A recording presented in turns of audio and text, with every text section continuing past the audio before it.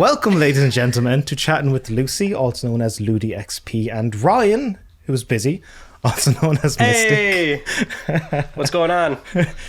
We're going to be going over Ryan's recent video, 30 days for as many platinums as possible challenge. Hopefully hit 30. Well, we also have the video. It's pretty darn great. Myself and Lucy have a bunch of questions about it. We also got to make some cameos in it. Thank you very much, Ryan. Thank you for being a part of it. You made it amazing near the end. And we'll also get into what our favourite games in the past year, as well as what we're most looking forward to this coming year. First off, high level Ryan, your video is fucking great. Thank you. Yeah. Lucy, overall thoughts? Oh, I'm a big fan. Like I watched all of them back to back before this as well to like see. And then I noticed that I commented on the very first one you did. I was like, oh yeah, that is me. Yeah. I thought it was really cool. It's I like the evolution of how you can see like it started as like a smaller thing and then you've like really evolved the idea into being more like a vlog storytelling. And also all the interstitial bits you do, I'm like, this is so cool. So I could talk forever, but that was my brief overview of how much I enjoyed it. There's nothing in the vocabulary that can extend my gratitude for like when people are that happy about it. I'm so pumped about it. Yeah, because part 3 took forever. That one was a pain, an absolute pain to put together. How long ago did you start planning? Like you started recording what, in mid-October, was it? Well, recording began a few days before October because I did the whole like initial intro, getting out of bed bit, like 2 days before, because I didn't want that to impede on like the actual portion where I start playing games. Because once I start playing games and the challenge is like begun, at that point, if I don't have to spend time doing things that aren't games, then I might as well get that out of the way. So I did the whole bed thing like 2 days prior, but otherwise I knew I was going to do, as Lucy mentions, all the interstitial, bits and things like that. So it's like when those are being filmed during the event, I kind of have to manage the time in a much wiser way than I otherwise would have with part 1 or 2. That was the one of the questions. That's the mad thing. Yeah, because I was watching it, I was like, oh, you must have filmed these. And then one of them, I could clearly see you had filmed it on the same day. And I was like, when I sometimes make a little video of me just trying to cook something, it like takes extra long because okay, I've got to put the camera here. Now I have to wash the tomato. And it's just those little bits all add up. And when I realized you were doing it on the days, I was like, this is some commitment. Like, how are you planning this all? I was very impressed. Yeah, there was only a few portions that were like, I did them like way after the fact. There's maybe only a few shots if you like watch through the whole thing. I could point out maybe 4 or 5 clips where I'm like, oh no, this one was in like November. Like I filmed that like way after it was done. Yeah. You mentioned the bed sequence you did at the beginning. That was after the opening sting, and then there's the proper introduction. I went, oh, Ryan, look at you, stretching the old filmmaking skills. This is good. Yeah, it was very unusual to do. It's not really something I typically do on the channel, but that came out way better than I thought. Because it just seemed like silly to like set up those shots, and I'm like, I've never done this before, but it came out like way better. I'm like, wow, thank God that idea panned out in my head the way I was thinking it was going to pan out. Yeah, how did you get the overhead shot? I used a C-stand, just a big heavy C-stand, just weight at the other end, and because I had a DSLR hanging on the other side of it. So, but it came out like just about how I was expecting. So I was happy with that intro shot. Yeah, the tossing and turning, remembering all the previous attempts, and like, am I going to do this to myself again? Yeah. I do need to ask about the waifu pillow. That was yes. That's a real thing. Yeah, I never lied about it. It wasn't. So like that's another recurring theme. Like so, Lucy watched part 1 through 3. Yes. Like yeah, so like that pillow is in part 1, and it's like it's not a joke. I sleep with it. it's great. That's the teacher from Persona 5, right? Oh, of course it is. Yes. The one that comes around. Is it the one that comes around your house as a maid? Yes. Okay, I was like, it's been a while since I played Persona 5. I was like, I'm pretty sure that's the one. I never saw that all the way through that storyline. Yeah, so I thought that would be like a fun punchline to where it's like you don't notice that I'm sleeping with it, but then it's right there. And then title card. Oh, we both love the whole convention thing, which could have been its own video, and you decided I'm going to put in a trip to a convention just here in the middle of it. It was like such a great side quest. Yeah, that was another thing where I wanted to, like, a big goal for me throughout the entire thing was sort of put in like either tiny Easter eggs or nods to long-term viewers of the channel. So like I always get these this feedback of like, oh, I love watching the game unboxings, or I like seeing you doing your like updates on your game collection or something like that. So I'm like, oh, I think it would be really cool if, you know, during this portion of the month where I go out to this convention and I bring Terrell. Everyone likes seeing Terrell, my friend. And so once I had like found a game that I knew I was going to buy, I was like, oh, it'd be really cool if I use the same sort of editing style where it's like the price counter comes in and it shows what I paid. And so, and I thought it would be like a surprising bit to be like, oh, I actually have this other plan that I have to do. And there's like 5 to 8 minutes of like, oh, I didn't think we were going to be getting all this. Mm-hmm. Yeah, I enjoyed, like, I'm not much of a collector. I have nothing, as you can tell. But I was like, oh, it was really cool to be like, oh, wow, what do you look for when you're like trying to find, because the background is really impressive as well. Because I was like, I've watched your videos since you were in your old room, like when you started doing videos. I was like, wow. And now you have like a whole room with all your stuff in. Also, I like the fact that you keep all your boxes. I had to throw away my boxes, sadly, for my PlayStations. Oh, God, what are you... That's madness. I know, my dad made me, and then one of them got moldy, and I was really sad. Value. My PS5 was... Oh, tell me about it, and that's how you pack it in, to keep it safe. Yep. But someone's like, why are you keeping that? You just buy another box. Like, no, that is the box. So I'm trying to keep the PS5 one nice. Yeah, exactly. Thank you. Yeah, you got to keep the boxes. Yeah. I don't know how you feel, but I've started to be a bit lazy when it comes to physical. I think I only have about like 6 physical games anymore. I like when I see Ryan's thing in the background, I'm like, fewer books, more video games and physical media is what I should be getting. But I do like seeing the clips of you going to your shelf and like pulling out the one. I'm like, oh, that's cool. Yeah. Well, that's like another part of it where I'm like, I want to avoid just like direct captures where it's like, oh, here's the game, here's the platinum, next game. So I was just trying to find an excuse to do anything that wasn't that. So it's like easy to film something where I'm pulling a game off the shelf or whatever. We love the alien bit when you had the tinfoil hat on and this camera angle, this strange camera looking right up at you. That was brilliant. Yeah. That's like, and so that goes into like the time management of it, because as Lucy mentioned, like it's, you know, many of these things I was doing in the moment. That's eating up valuable time to get the challenge done. But you'll notice that like some games, if they were on the longer side, they didn't really get that kind of treatment. So the Gray Hill incident is like a 2-3 hour platinum. If you really optimize it, you can do it like in an hour. Now, I don't tend to do that. I like to take my time with games and everything, and still try to find some enjoyment out of the... Even when you're stressed for a 30-day challenge, enjoy the process. Yeah. But if it's a 3 hour platinum, like we can film something stupid for this. Let me, spend another hour or 2 hours like setting up a silly thing, and I can still get 1 platinum on the same day, because that's the crux of the issue. Is on average it has to be 1 a day. The second I don't earn 1 in a day, I'm behind. Yeah. So the shorter games were getting that kind of treatment. You'll notice. So how do you plan I'm wondering if you plan in advance what days you're going to get what platinum, or is it just you have the list and you try and figure out on the day? So with this one, and I kind of did this with part 2, but I just sort of ramped it up to make sure it was a little bit more orchestrated, was, coming up with a short list of games that are like good candidates. So in total, I had about maybe 45 games with those extra 15 as a buffer of, depending on time, how far along I am, something might be moved around, or, something I'll have to drop and not end up doing. And so it was a running list of 45 games, and it was just a matter of like picking as I went out of that list for what was appropriate on that given day. So there was, about 13 something games I didn't get to that I, ideally would have liked to get to.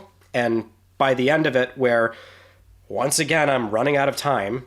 I didn't even want to do a montage. I didn't want to have to play 5 things in like 2 days.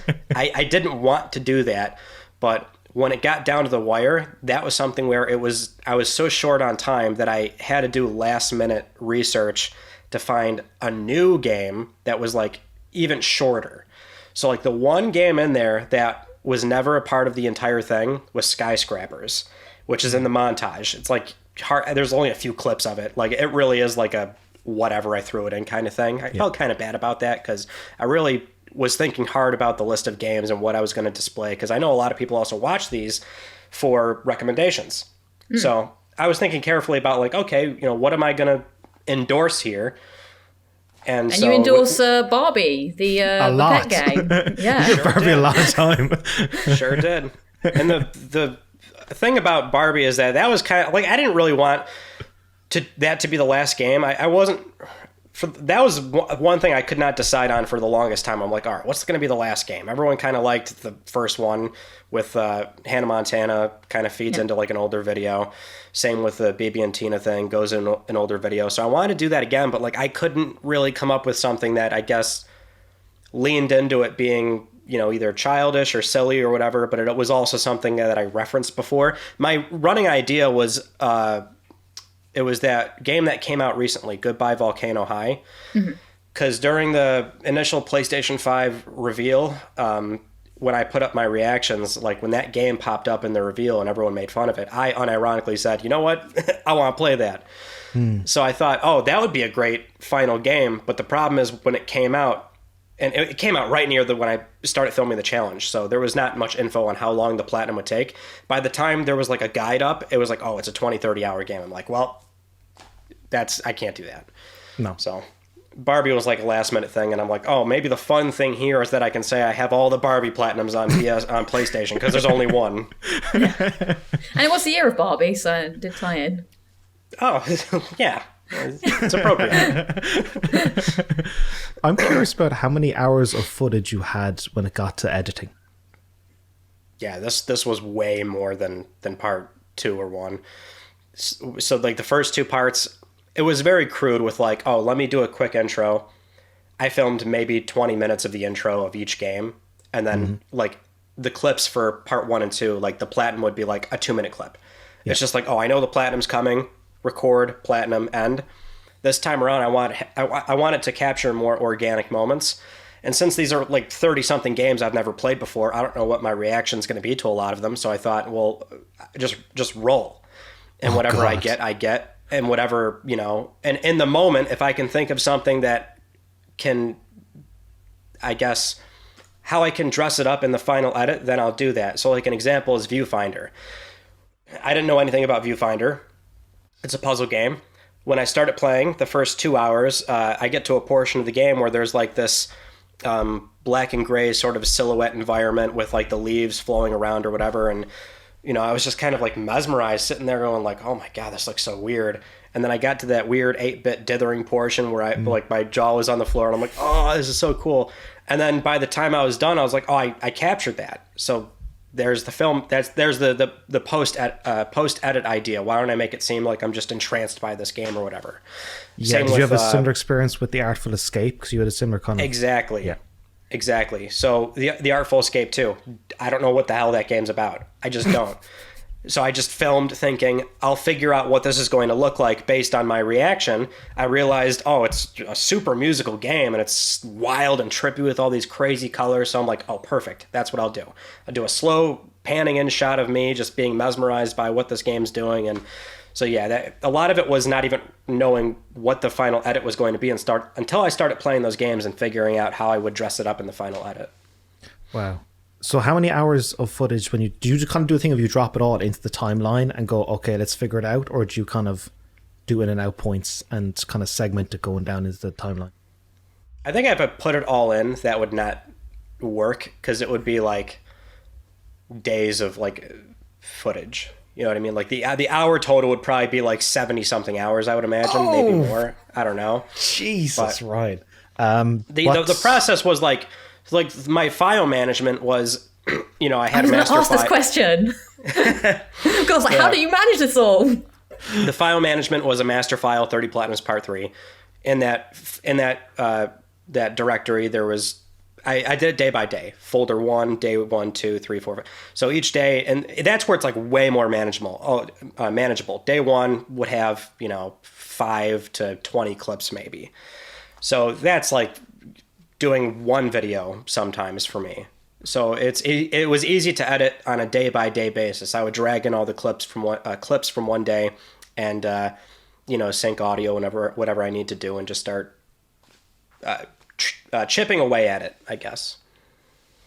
So how long did the edit take overall then? Because I was like, when I saw the length of the video, I was like... I started... Well, right when it ended, I'm like, okay, I've not touching this for at least like a week. Mm-hmm. So I think it was like the second week of November, I started working on it. And then I didn't upload until mid-December or something. So it was pretty much about that time. Because after that, I was working on it the entire way through. That's actually a quick turnaround. It was longer than the other ones.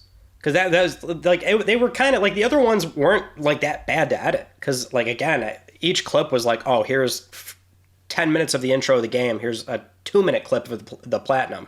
And I wasn't doing nearly as many, IRL shots or whatever. So like the last two parts were like not the worst thing in the world to get done. But it was just like, because of how much I filmed and managing everything, it was like not even so much putting everything together, but just like working through everything and finding key points of interest. Yeah. Yeah, well, I think it really paid off because I remember looking at it being like, okay, I'm going to watch this in parts. And I ended up just watching the entire thing and I didn't realize how much time had gone by. Like, it just flowed so well. I did the same thing. Good. When you got to the game convention, I went, I'm opening a can of beer. All right, I'm settling for this. I'm in. That's great. It's like, it's kind of hard for me to, I guess, know what it's like for somebody else to watch it because I'm just so involved in the entire thing. I have no idea what the viewing experience is really like for somebody else. I can't separate myself in that way. Yeah. So I the whole time I was kind of putting it together, I'm like, I don't know if this is working. You know what I mean? Yeah. Yeah, I've had that as well. I just don't. Where you work on a video for so long and thinking about it, and then you put it out and like, is this boring? I think this is boring. It's boring to me because I've worked on it. And then you see the response. I'm assuming you saw the outpouring of comments and well wishes and people reaching out, and you went, okay, this is actually pretty damn good. Yeah, I mean, the feedback obviously felt great. But the entire way through, every day I was editing, there was always like a level of doubt of like, is this too long? This seems boring. Should I, trim this? Maybe I should take this out or whatever. And yeah, it got to a point where like a lot of parts where I didn't like really remove anything. I think everything I kind of wanted to do, I ended up getting in there, but a lot of it, like I just trimmed down a lot in the interest of like, because you have to think about these things with YouTube is, the watch time, audience retention, is this long enough to where somebody's going to bounce out of the video? So I just wasn't sure in terms of the pacing if what I was doing was really on the right track. I think I like your style because it was like, especially watching all of them, it just feels very like natural because you're just sitting with the camera to the side, you're just playing the games. I think that really pays off. You're not like, do you know what I'm trying? It just felt like, oh, I can relate to this because this is what I would be doing. And especially when something goes wrong, because we've all been there because we're all trophy hunters. And it's like, no, like when in the second one where you had to redo, was it Dying Reborn? I was like, yep, I've done that. You get to the end, you're like, why is this not popping? Because you're like filming it. It's like the real reaction. And we're like with you. We're like, oh, I get that. Yeah. And that was Prince of Persia this time. And I was really pissed off about it. That was my real reaction. I was just like, oh, come on. Like, are you kidding me? And then I was stubborn and I stayed up the entire night into the morning to get it done. And yeah, that was like a low point. That and Alone in the Dark, too, really sucked. Damn. Yeah. Well, watching your video inspired me to I was like, God, I've got to get back on my gaming goals. So I felt inspired to get out of bed and just start playing something and be like, God, I've got to do it. Yeah. Another thing I want to ask you, your Last of Us montage bits, how did you put that together? So that kind of goes back to the whole time management thing, where that was a decision early on of like, okay, The Last of Us, it's a big game, it's a long game, AAA, could be a great title to throw in of like, I'm not just playing all these small games, like here's a big one I can do. I've played the game maybe 5 times or so I can sort of not worry about like taking my time. I can really optimize that. And also, it's a well-known game. So it doesn't really need to have a dressed up intro or whatever, or have a funny bit to go around with it. I could just like kind of like the punchline was, oh, this next game is really long, but I think you've heard of it. And then just give it like 30 seconds. Let's just get through it. And because it was a montage, that was like so easy to manage. It's just like, there's no face cam. It's just gameplay, film gameplay, film gameplay. And I was filming it clip by clip by clip. So like if you go into the day folder where The Last of Us was being played, it's like maybe 50 clips because they're all just like separate 1 minute things to make it look like a proper montage where there's different moments in the game. And I thought, well, I got to film a few things where it's like in person. So I had a few shots stuck in there where I'm like filming the TVs or whatever. Yeah. And that was like actually pretty simple to get done. I just like steamrolled through the game, and every like half hour I would just get a minute in because I'm like, I know this is going to be a montage, and the final thing is going to be like 30 seconds, but it was like a 17-hour game. Yeah. I love that Naughty Dog games in particular seem to have great sound bites from characters. Like you can even like anytime you could pick you make every shot count. I'm like, oh, you gotta use that. There's so many great little things you can put in. It's just magic. Yeah, I had to kind of make it look like a trailer almost, because at first I just like did all the clips and I was like, oh, I'll throw the game soundtrack, but I'm like, well, that sounds really empty because it's just gameplay with music and nothing else. So I'm like, I think I have to throw in some ADR. So I was like, let me go back and get some of the cutscene audio and throw up key lines. And then because I had filmed with a headset on, all my clips spat out no in-game audio. So I'm like, well, if I want like sound effects, I'm going to have to go grab those. So that was something I had to do after the whole month was over. So like in November, I booted up the game again and just like went off into an area in game and just fired shots into nothing, and then took those, sound bites and then realigned them with the footage that I had. And it was cool because I could stick them in areas where no lines were being said, and then I could remove them or not have anything there for the times when a line was being played out. So that portion near the end was kind of a pain to edit, but like in the moment, it was easy to like get over that game. That right there, Ryan, is called dedication. That's what they call it, I guess. I wasn't exactly happy about that one, but yeah. Overall, fantastic. Do you fear that, like, how on earth are you going to top it? I was kind of doing it thinking like, I'm not sure if I'm going to do this again. So it was like day one, people were like, I can't wait for part 4. I'm like, are you kidding me? Like, I've got a recommendation. You can always play Fogs. It was a 8-10 hour platinum. I think it would fit your criteria. Well, that's kind of what I was doing for part 3, is that when I finished part 2, I just made a notes file on my computer. And, for 2 years, I was just like, if I'm casually browsing the web and I run into I'll throw it on the list. Like, I found out about this game. It's 3-4 hours. I threw it on the list. So I guess I can say, yes, I'm like building the part 4 list, but I don't know if it's going to be on that same timeline. I don't know if I want to do this again in 2025. We'll see. But yeah, for now, I'm taking recommendations. I'm throwing them on the part 4 list. Like, what is it like day to day? Like, is it literally wake up today, I've got to play this and we just got to get it done? Is that how it is? Because I'm like, wow. Yeah. Like October was very much a, wake up and this is what I'm doing for the day kind of thing. Like the other portion of it was, I still had uploads going on the channel. So I filmed all those before. I filmed all my Tuesday videos ahead of time because I wanted to make sure I could play as much as I possibly could. The one thing I could not do was LTPS, like that's news. So no matter what, I was always filming and doing videos and not playing games on Thursdays. But my Tuesday uploads, I kept those going. But otherwise, Thursdays were the only day where I wasn't playing nearly as much. 6 days a week, though, I was, full steam ahead. Even when you went off, like I think back to your parents at some point or back to your family, you brought your Vita?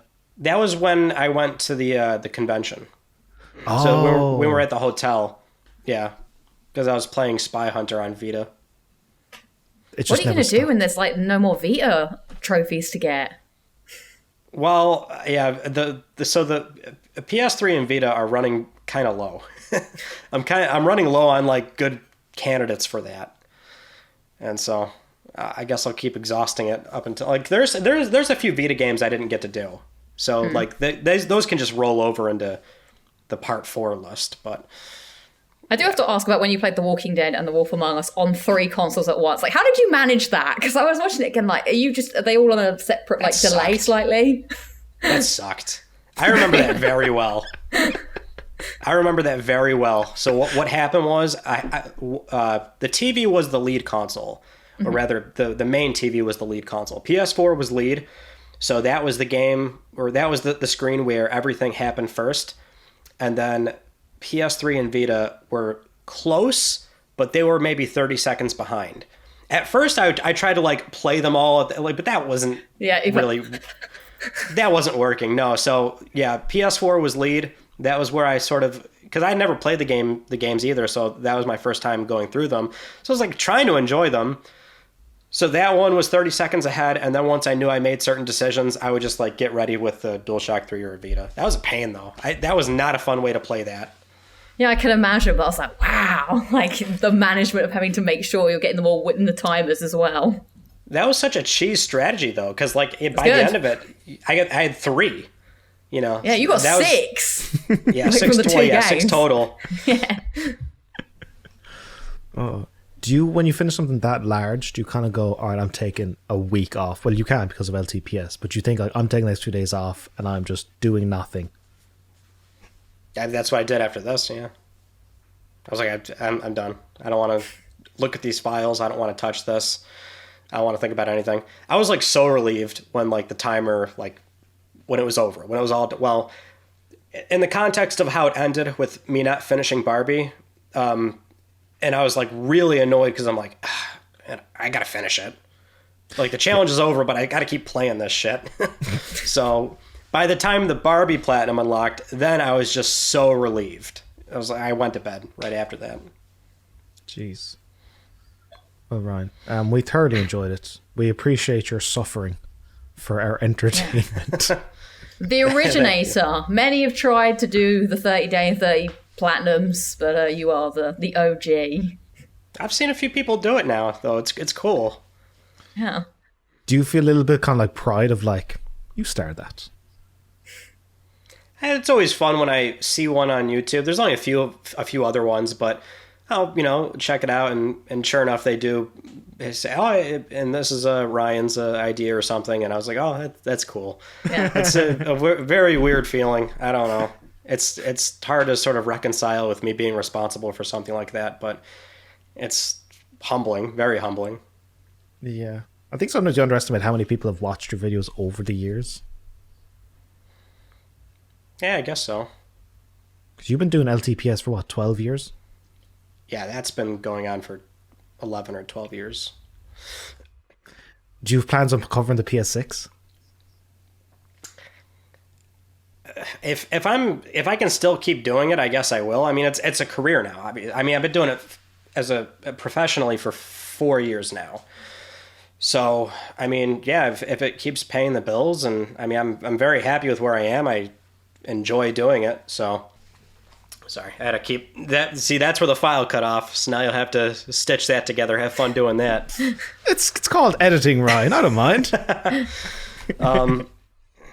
Yeah, I don't know what to say. It's like, because I've been doing it for so long, right? The idea a long time ago was like, oh, I want to get into games. At first, I was going to go to school for at first I wanted to actually make games. I figured out very early, I'm like, I'm not cut out for that.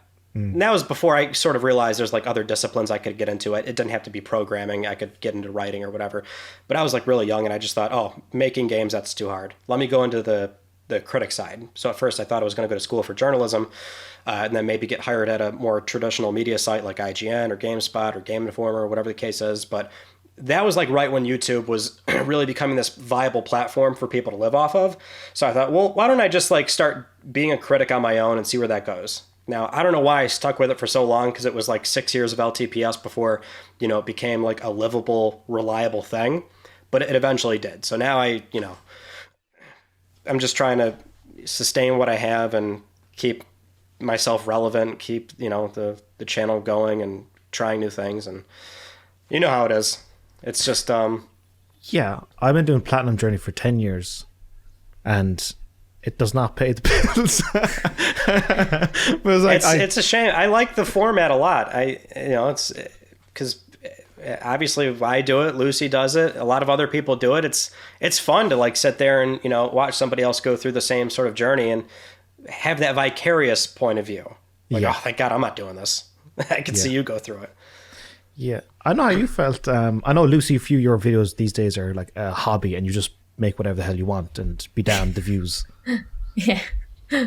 Well, yeah, it's tough when, like, I saw a lot of people, like, very topical. A lot of people quitting the YouTube scene these days because it is tough, like, to commit so much time to it. So I try and just be like, I just like making videos, I've always been creative, so I just do them when I can, sort of approach. Yeah, and that's a good way to do it too. Yeah, if you juggling a literal full-time job, commuting to work most days, coming home, like, you're fucking exhausted. How could you then make stuff? Yeah, I don't know. I feel like sometimes I go through the ups and downs. Like sometimes I'm like, I'm feeling really creative today, so I've got this idea, and then it's just fine trying to carve out the time to do it. It got harder moving into my own place because there are now activities that I didn't have to do. Like my mum did the washing, now I have to do my own washing. Like those things take up time. There was food in the fridge always, now I haven't been responsible for that. So that also doesn't help. That is so true. Yeah. Oh, damn. But I like, Ryan, that you have a good like breadth of videos about PlayStation on your channel. Like the first video I remember seeing was I got a Vita and I wanted to know how best to set it up. And so I typed it into YouTube and your video came up. You had one of you sort of like setting it up or talking about it. And I was like, oh, this is really cool. And so I followed. And then from there, I always liked sort of just popping in and seeing like you do the breakdowns of the hardware and stuff. But then you also do yourself like playing games. You're also a big trophy hunter. So you have a lot that you cover. For some reason, I don't know why, but I really, really enjoy when you just get those random boxes. I will just watch those and you open them up and you just, I don't know, like one day I was like, oh, I'm interested in this. And now I'm like weirdly addicted because I just want to know what's in the box. And I tell people all the time, I'm like, you should do a random box thing. Yeah, because I'm like, people are like, oh, I've got all these games and I want to sell them. I was like, sell them on YouTube. Just get £50 and people will just buy it and unbox it and see what's in it. People love the mystery ones. I don't know. They're not good. Nobody should buy them. For some reason, it's very interesting to watch. I'm like, oh, he's got another Madden. Yeah, I haven't done one in like a year though, so maybe because I want them to be genuine. So like I did them for like 2 years, where it's like every time I had to find a different seller or somebody that I have to make sure like they don't know who I am or whatever. I don't want anything skewed or whatever the case is. So yeah, I haven't done it in like 2 years, but that keeps coming up a lot. People love those. Yeah, it's really interesting. And also I like how you like look at the condition of them as well.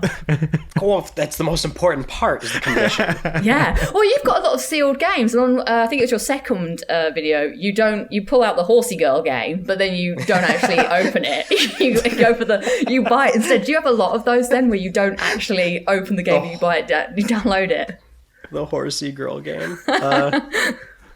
I have a lot of sealed games, but like full disclosure, I mean, if I want to play it, I end up opening it. Okay. It's just that if I get it and I'm not going to play it right away, I just leave it sealed because why not? Mm-hmm. But otherwise, I mean, I'm not like a sealed collector. It's just like that's kind of what I do with it. Otherwise, I mean, I care about condition. I want all my games to look nice. I don't want stickers on them. If I see a goddamn GameStop sticker, peel them off. The worst. They do not peel off in one go. I don't know who invented them. They're the worst. Not the old ones. They leave a ton of residue. I find it somewhat therapeutic if I get a bunch of used games from a store or eBay or whatever, and I'll just like put up a YouTube video or whatever, or just get myself a drink and just start like chipping away on game cases and cleaning them, and it's almost like more fun than playing them, which is such a sad thing to say. Oh, I like. What about you, Lucy? Do you think you'll one day have a massive wall of video game collection? Well, I definitely am really sad that I didn't keep my PS1 games with my dad. Well, firstly, I was a child, so I didn't look after them very well. So that is sad. My PS2 games, I've still got them, but they're a bit damaged as well. So I'm keeping my PS3 games nice and my PS4 games nice. But I have one physical PS5 game. it's just convenient now, isn't That's it? a I've turned. tragedy. I know. I've gone to the bad side of just digital. It's and one day all I'm right. going to pay the price. It's all right, Lucy. I also only have one physical PS5 game. Yeah. Oh, Ryan, also, you're going to hate this. You're better than this. What I do, I buy a physical new game like Ratchet & Rift Apart, and then I trade it in to get like Resident Evil 4, and then I'll trade that in to get the next one. Well, okay, but so you know what? I'm actually not upset with that because that's the beauty of physical. You get your value back out of your games. Okay. So I'm not going to knock that at all. You're doing exactly what's great about physical. You buy a digital game, the money's gone. So what I'll always say about all this nonsense behind me, I'm not taking this stuff to the grave. At some point, I'll liquidate it, and that's value. I did watch your video on that actually. Yeah, where you went through and cataloged it all. This is like mortgage payments or a vacation or like that's a huge mental hurdle for me to get over. Is like, man, if I have to like start only buying digital games, it really bothers me that I'm like sort of. I mean, these aren't investments. 99% of games like lose value, but it's just like there's some value there that I can. And it looks super cool. Get back. Like look at that background. But I don't expect people to do this. Like this is a pretty sizable room, and those are 4 shelves. And look, it's just like I don't expect most people to do this. I get why digital is so convenient. So I guess in that way I'm a masochist, but I just need to. It makes me feel better about myself. I sleep a little bit better at night knowing this is all here. And it's yours. You actually own it. Yeah. Well, I can play it offline. Yeah. I can install it offline. That's a big misnomer. People don't seem to understand that. They install offline just fine. Yeah. Isn't, was it in America, a thing called Best Buy? Best Buy is a big chain, right? And they stopped doing physical games. The story initially was that we thought they were going to stop doing games. They're still doing games, but they stopped physical movies. Oh, okay. Movies and TV shows. Yeah. Still a big hit to physical media, though. Yeah, even Blu-rays and that stuff, that's all gone from them. Yeah, they just don't. I mean, it was always kind of like a dying section in the retail stores anyway, but it's just that they're not going to have them anymore. But for now, they're saying they're still doing physical games. Damn. You're holding the torch for us, Ryan. Myself and Lucy are letting the crowd down. Maybe one day when I have space. I'm very disappointed in both of you. I'll just put that out there. Well, I thought about it because I was like, I've done my collection videos and I've only got one more left now. I can only do PS4 because I literally don't own any PS5 games. So I'm like, well, damn. Yeah, see, there you go. I think I've got like... that's about 65 physical PS5 right now. So is that a whole white strip there? It would be right there. Yeah, it's about 60-something games. PS5 I'm doing well on.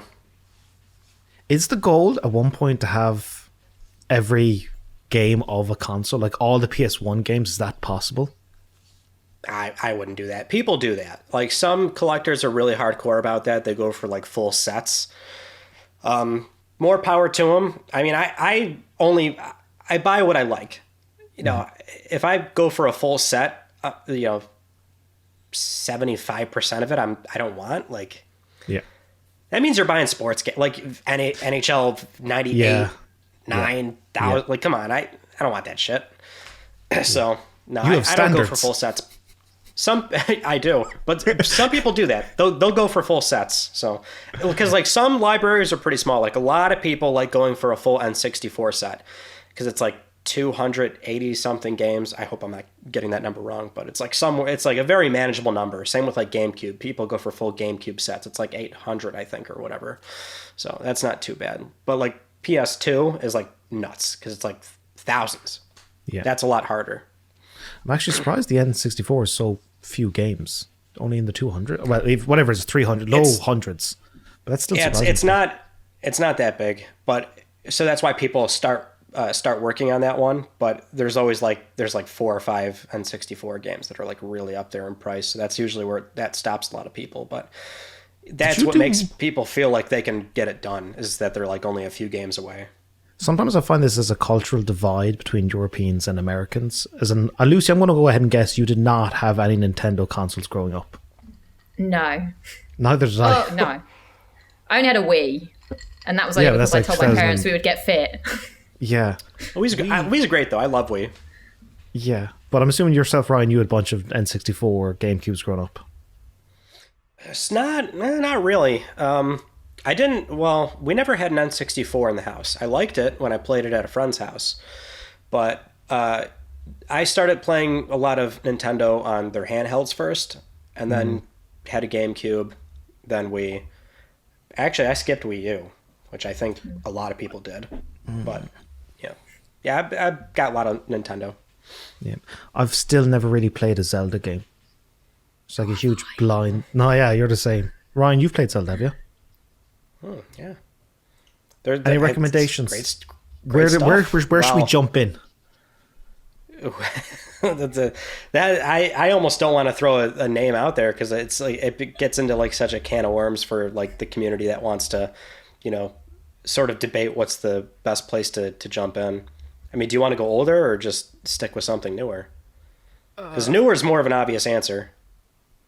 Lucy, you can take the reins on this. What do you want? I mean, if I was going to play one, I'd probably get a Switch, and I'm guessing it would be like Breath of the Wild. Would be where that's I'd go. like the easy modern answer. Yeah, and then classic would probably be Ocarina of Time. Yeah, like some purists are like people that are like really nostalgic or they like to advocate for the older stuff. They'll probably, pitch one of those first before Breath of the Wild because it's kind of, in a way, wildly different from every other entry. But a lot of Zelda games are very standalone too.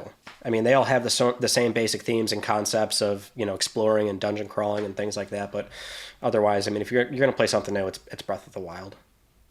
Yeah. I saw some video essay about this. Is it true that every Zelda game ends on a sword slash? I don't know. But the idea is like the last Maybe. bit of gameplay you have is a sword slash, killing the big bad guy, and that's the end of every Zelda game. The last thing you do. Yeah, I guess so. I'm not like a hyper fan, by the way. So you're Yeah. You're asking somebody that can just like, I guess that would be the case. I'd have to look into that. Yeah. I kind of like that idea. Anyway, I hope to get around to Zelda sometime. I like continuity like that. We can speak about more modern games, though. This past year, many folks said was a historic year in terms of great games. I don't know. I only played one game from that year. But overall, of the games you've played in 2023, I'm one of those what you call a patient gamer. Like, I won't play the game the year it came out. I'll play it in like 2 or 3 years. And that's what I'm kind of... The hype is down, and there's lower expectations. That's more my speed. But we'll go around the horn. Start with yourself, Lucy. What were some of your favourite games of the past 12 months? Oh, well, I guess it would be remiss of me not to say the Spider-Man 2. I loved that game so much, more than I thought I was going to like it, because I thought the first one was fine. Miles Morales, I really liked Miles, but this one, I was like, this stepped it up. It was like way more fluid, way more fun, and it was just a joy to play all the way through. Like, also, the way that they changed some of the gameplay to be less sort of like, oh, now this is going to happen, you have to clear this space with the same kind of bad guys that look the same but slightly different. It was just like less base clearing, more interesting stuff, a lot smoother, and some of the side stories were a lot more interesting. So that's one. Resident Evil 4, that's probably one of my favourite plats of the year, just because, I really liked as well how that was the first time I'd played the original Resident Evil only a couple of years ago, and then went to the remake. All the other ones, I'd done the remake first and never really went back to the original, apart from one. So it was cool to see how Resident Evil 4 was kind of different after playing the first one so recently. Almost gave up the ghost trying to get the platinum because it was just like so long, and I almost died inside the amount of times I had to replay it, but I'm glad I did because it was one of the ones that was like, yeah, when I did it. But then as for a game that I didn't actually that didn't actually come out that year, Neo 2, I very, very much enjoyed and got really into it, and that's another platinum that I relish from the year. I liked how it was drop in and drop out, because I like the Souls games, but I find it harder to play the Souls games these days because they're quite like long time commitment wise. Like, you go somewhere, there's no real stop points, whereas this was like, do a level, it's going to take either an hour, maybe 2 hours, I can slot that out, done, now I can do something else. So those are my top 3. That's a pretty good list. When you did your kind of gamer tag thing or your hours play that PlayStation gives you, and I saw that and went, when did Lucy spend 100 hours in Neo 2? And she never talks very about slowly. From like July till November, it was a slow grind that would just happen in the background. Yeah, and you never spoke about it. I think I did a bit, but then because it was just like, I didn't want to be like every week, I'm still playing Neo 2, guys. Oh, that's what I'm playing, Neo 2. But I played it with a friend, so it was also like one of those scheduling things. It's like, okay, when are we free to play? So it wasn't always happening, but much better with a friend. Yeah. Can I ask how soon between Ori 4 HD and Ori 4 Remake? Did you do them back to back? No, it was 2020 the first time I ever played the original. So original. quite a while. Yeah, and I did like a whole live stream where I played it for the first time. It's like a tragedy because I'm like, I don't know how to play this game. And everyone's like, why are you playing it like this? So everyone can like watch me like really trying hard not to be stressed out. But that's the thing, whenever I play a Resident Evil game for the first time, I always get super stressed out. I'm like, why am I doing this? I don't understand. I feel like the dumbest person on the planet. But by the end of it, when you've done it a load of times, you're like, yeah, now you're optimizing the playthrough. You know exactly what to do and where everything is, and you feel like a badass. Yeah. Ryan, have you played Ori 4 Original and the remake? Too scared. Too scared. That's okay, man. Real men admit their fear. There's, what is it? It's not brave to have no fear. Bravery is knowing your fear and still facing it. I don't know. But he's not facing it. I know, then he's just a wuss. 4 isn't scary though. I'd recommend. It's more action adventure like Last of Us. Yeah, I don't know. I never took to the RE franchise. I guess like every time I try them, like the first jump scare, I get pissed off. I'm like, God damn it. I don't know, I suppose there is in 4. I think 4 would be really interesting because when I played it, I was like, oh wow, I can see where every other game that I played that are my favourite games took inspiration from this game. So I think from a historical standpoint, it's a really good one to play to see how it kind of shaped other games that you've definitely played and love. Yeah, I do find it, it's an understood tragedy on my part that I'm not really that into the Resident Evil games because I know they're such a staple. It's just like, what, you don't like Resident Evil? It's like, well, not that I don't like them, but I just have not put the time commitment into that franchise in a way that I think it deserves. So I'm sure I'll get to it at some point, but I've only played them here or there, just sort of interspersed. Would you be that way with them? I know you're not much of a movie person. Would you be that way with the horror genre in general, like TV shows or other horror games? You wouldn't really be your thing? I mean, yeah, I guess so. I mean, so what I will say with like movies, I love the Saw franchise. I love Saw. Okay, so now I don't understand what's going on here, Ryan. but with Saw, here's the thing with Saw. Saw is like a more of a drama series than horror. I mean, if you've seen them, it's like all it's a completely interconnected plot line from Saw 1 to 7 to then X, Jigsaw, which was like that was movie 8, I think it was, that sort of ties certain elements back to the first one. And then Spiral from the Book of Saw has, nods left and right to it's all a plot line. It's like watching a soap opera. It's crazy. So I gravitate towards that in a way. I don't know. And I suppose you don't like the traps at all. No, I mean, I guess they're fine, but it'd be kind of weird to be like, oh, I'm there for I want to see people. No, it's part of it, I guess. I guess the non-weird way to say this is it's for the plot line. I read Playboy for the articles. Yeah, that's exactly the point I was trying to get across. Yeah, exactly. I want to ask yourself, Lucy, how did you find the gameplay, the gunplay in particular, difference between Ori 4 HD and Remake? Because I'm currently going through Remake, and I found the change in the way the gunplay is so difficult to get used to. Well, I thought it was similar to 3 and 2 remakes. I didn't find it very, difficult to switch to that way. I don't know. I like both of the games separately, the way that, like, the 4 original was very arcadey with the tank controls and having to stop. But I don't think I struggled to what I remember. I think I just sort of got into it. Oh, okay. Might have been. Yeah. I did them back to back. That might have been my problem. Yeah, it probably is that because I had a sizable gap compared to you. I was Ryan. They introduced a breakable knife. And I was furious because the knife in the original game is one of the most valuable tools you have. You can kill enemies with just a knife if you're good enough. And I was good enough. And I play Ori 4 Remake and I just suck at everything. and I was very annoyed. And then my knife broke, and I was Joan. You start getting the slashing. Yeah. Like I started to get. Go on, Ryan. That's a change they made. Is that they made that weapon like not indestructible? Yeah. You got to buy repairs for it, so but that's like a whole meta game now. It's like knife management. I know. Rather than knife management. Yeah. Yourself, Ryan. What are the favorite things favorite games of the past 12 months? Not Barbie. What? No. Shocking. Honestly, I didn't get to play nearly as much last year, so probably my number one would be Final Fantasy 16. I did get through that. Can I ask? I heard that it's like Final Fantasy meets Game of Thrones because of political drama. Is that true? Or is it a bit? It's very political. I mean, that's kind of the background of the entire game. Like, it was sort of pitched like that. It was going to be a very, medieval sort of style Final Fantasy. So, yeah. In that sense, it's very similar, but it's got a lot of political themes and messages, and I really enjoyed it. It's a very atypical Final Fantasy, from a gameplay point of view, which a lot of people had a problem with, but I enjoyed my time with it a lot. It's very, much more action combat versus other Final Fantasies. Yeah. Are you much of a Final Fantasy fan in general? Yeah. Yeah, I like the franchise a lot.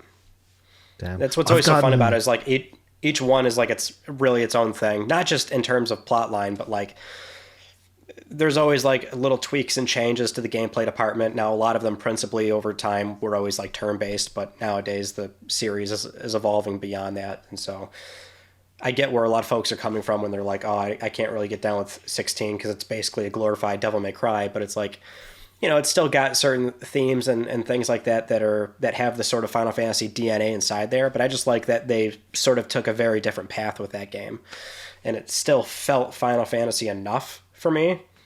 So, and I really loved it. I have to be honest. It was really cool. I do want to do another playthrough at some point, because it's one of those games where I got like, I did my first initial playthrough, but it's one of those trophy lists where it's like, 2 playthroughs minimum. So I'm like, I'll do that other one eventually.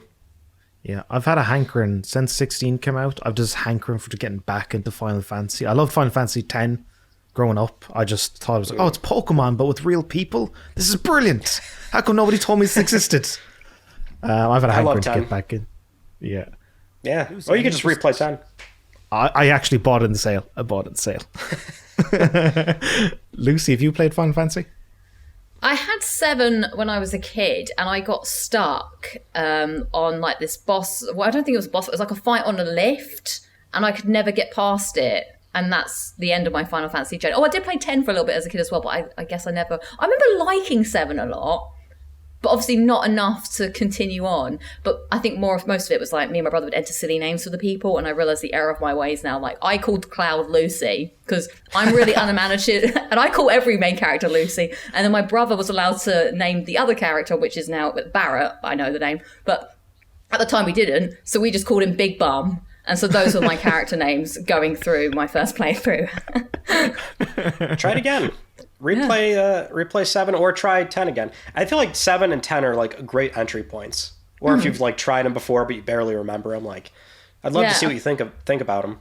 Yeah, I should, because I remember just going to, like, back in the day, as you guys will know, you'd go to the shop and you would just pick up games based on the cover or whatever, because you didn't really know. I didn't have any magazines or anything. And I just remember picking it up and being like, whoa, this must be a really good game because there's like 4 discs in here. I'm getting my money's worth here. And that's why I bought it. Yeah. Do you remember the days that brings back a memory of GameStop used to do this thing of, in the summer, buy 3 games for the price of 2? And they have all these stack games. You just for like €20 or $20, you'd just be able to get this, and you'd go based on just the cover. And in one year, I hit golds because I got Killzone and Final Fantasy X as 2 of the 3, and I was like, "Oh, this is gold." Good matchup. Yeah.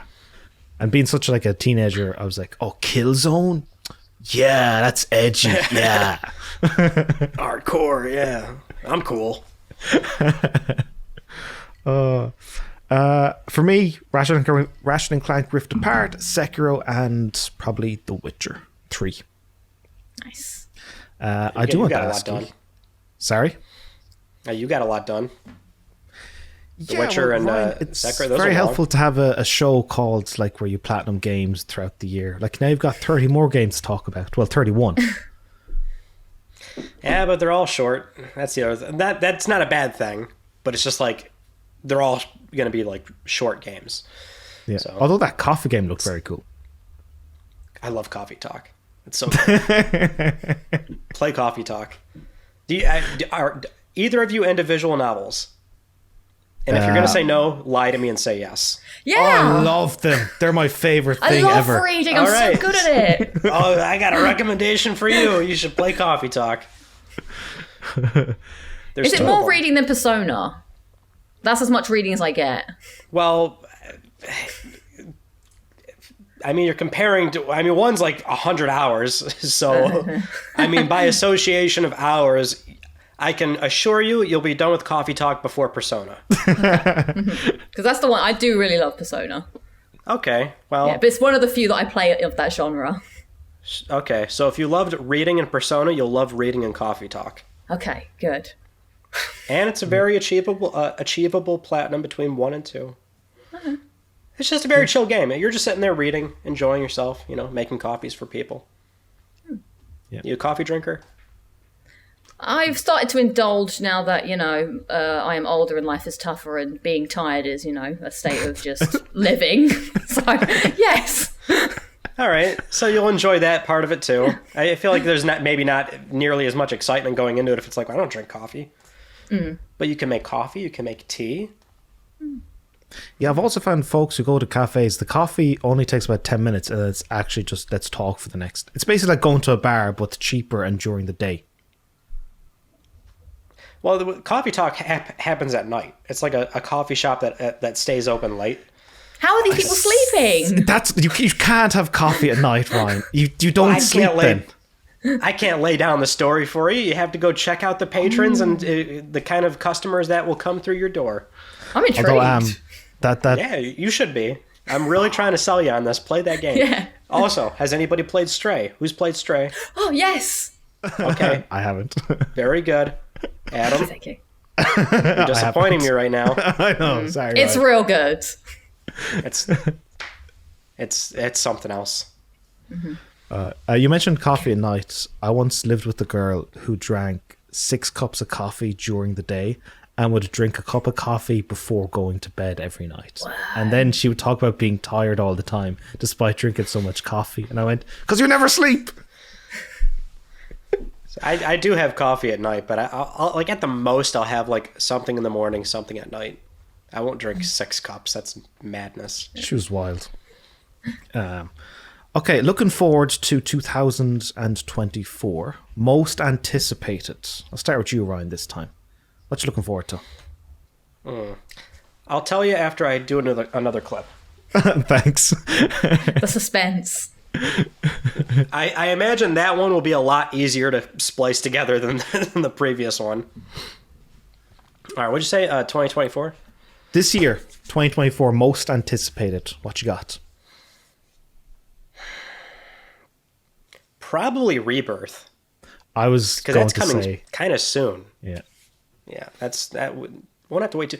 But the weird thing is, I probably am not going to be able to like play it right away. I'm like so behind on like a bunch of things that I'd like to play first, so I'm probably not going to get to it. But I guess the excitement is that once it's out, I know that I'll be able to start playing it whenever.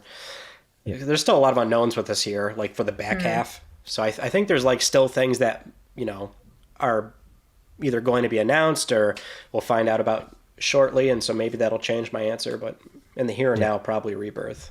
And from my understanding, this is 2 of what is... There's 1 more to finish the complete remake of Final Fantasy VII, correct? Yeah. Yep. All right. That's when I'll try give it a go. I hate this idea of playing a third of the game and then waiting 3 years to play the second third.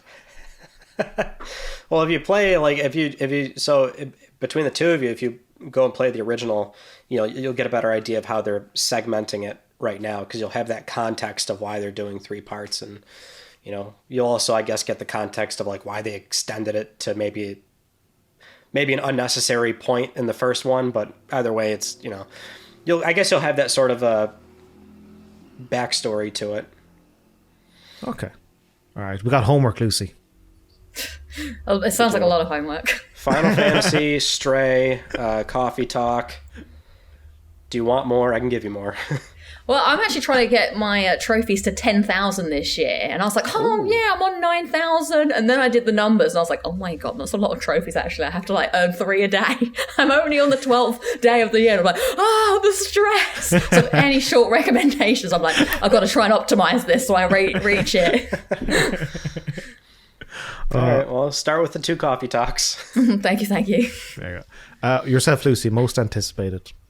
Much like Ryan said, we don't really know much of the year because no one seems to like tell anybody anymore when things are coming out. They just give a vague date. So I think I'm going for Last of Us Part 2, even though I've already played it. I want to. You hate it.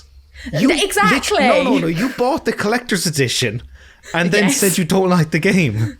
I don't, but I feel like it might be a product of its time. So I want to clear my mind of all things except fine dining and breathing and try it again and see if I have a different opinion. Was it just the fact that, 2020 was super depressing and it just wasn't a great game for the tone and the mood that I was in?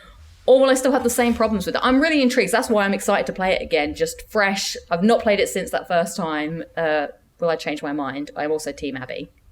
So that, and then probably Wolf Among Us 2 if that does come out this year, and then Rise of the Ronin I have my eye on. Yeah, I think that could be your next 100-hour random game you play. I mean, that won't talk about to the end of the year. And then this game I played loads, but whatevs. It took me 5 months. Yeah, but Spider-Man. Yeah.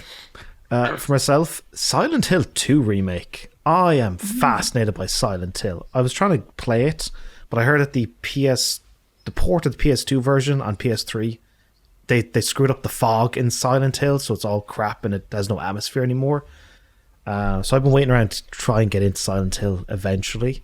So I'm kind of curious about that one, if it makes this year. It's not really a great PS3 port. It's playable, but a lot of people argue that there's a certain ambiance that is completely lost on that version.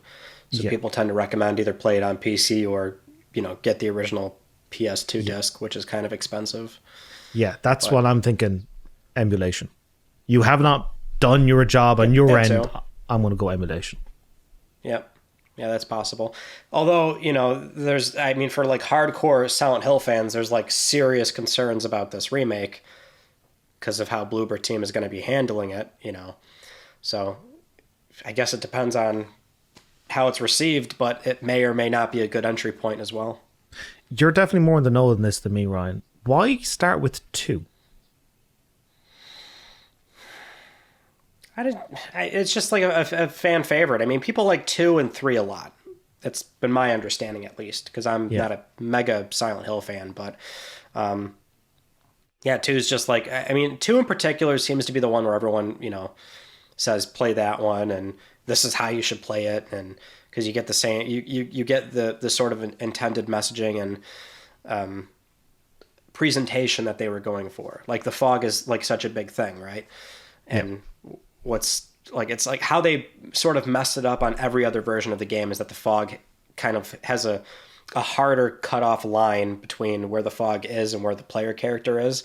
So you don't get that sort of gradual sort of transition. Mysteriousness of the fog. Yeah. It's a very subtle thing, I think, but it's just one of those things where you have to play it and see if it's for you. Yeah. I suppose it's also like with Konami starting the remakes with Metal Gear Solid 3 as opposed to MGS1. Yeah. Yeah, it's just like picking the game that I think a lot of people are like, I am down to play that game. Yeah. Okay, folks, I don't want to keep any more of your time. I could chat to you all goddamn night, to be honest. We've already been going quite a while, so I think now is a good time to stop. This you don't want to know what we're playing? What? Adam hates when you ask that question. He hates us. What are everyone playing? Okay, you don't want to know what I'm playing? No, I don't. He's like, don't really know, rude. Don't care. I know, right? We're both your guests. For me, okay, it's a thing of someone talking about what they're playing is like someone talking about their dream or showing you a picture of their baby or their pet. I'm like, That's great for you, but I don't need I can to do hear those about Oh. it. You two can branch off and share like pet pictures with each other. Excellent. Yes, Well, great. Lucy, you know more about Melissa probably, so I'm going to have to see yours. Oh, well, I don't actually have a cat. I've got a dog. But my cat crashed. That's fine. R.I.P. Rest. But yeah, Luna, well, she doesn't live with me, sadly. But one day my goal is to get a dog and to call it Tails, because I will be Sonic and I'll have a dog that will follow me, much like Tails and Sonic. Excellent. I like it. Yeah, those are my goals for life. Admirable goals. Good stuff. Thank you. All right, folks, thanks for joining. We got the trio of Ryan, the chillest man in the room, Lucy with enough energy to power a city, and me, the resident drunk. All right. Thanks for joining us, folks. All the best. Thank you, Adam, Bye. for hosting. Yeah, bye, everyone. Thank you.